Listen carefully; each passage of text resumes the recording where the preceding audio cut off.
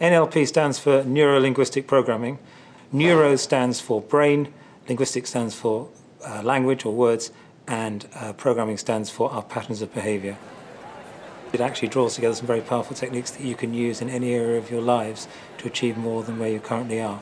When I decided to strip NLP bare in something like an hour and a half, allowing time for hopefully some questions, I realised that I had over 1 million books to read. So what's happened with NLP, because it's been quite successful and it's been sort of fueled by lots of people who have become qualified in NLP, whatever that means, quite frankly, basically it's become ever more complex and lots of stuff has become part of NLP that was never intended to be part of NLP.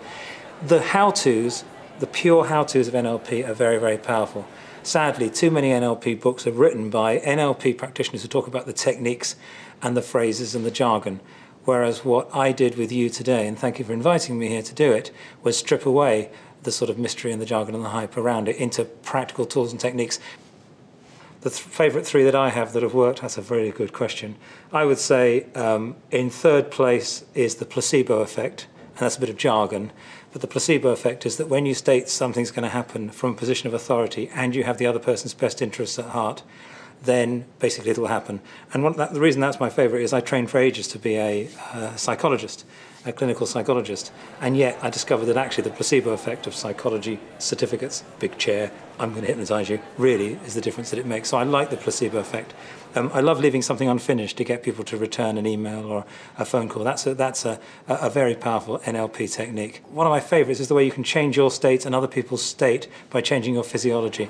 Sometimes I have a bit of a down day. You just have to change your physiology and stand as if you were feeling relaxed, and you'll be relaxed. Those are three of my favourites. Well, they can find out more about NLP by reading the definitive book on NLP, which is Unlimited Power by Tony Robbins. They can find out more about NLP because we in Naked Leader have really kind of mastered NLP with all the jargon stripped away. So all they have to do is go to nakedleader.com or tweet us at @thenakedleader, or they can go online. And the key thing that I urge people to do is do something with it. Don't learn techniques for technique's sake. When you look at something in NLP, it'll either frighten you, in which case you won't do it, or it'll be the blindingly obvious, in which case you won't do it. Throw away all your judgments, go online, learn some techniques, and go out and give them a go. And finally, learn from children. Children get this stuff.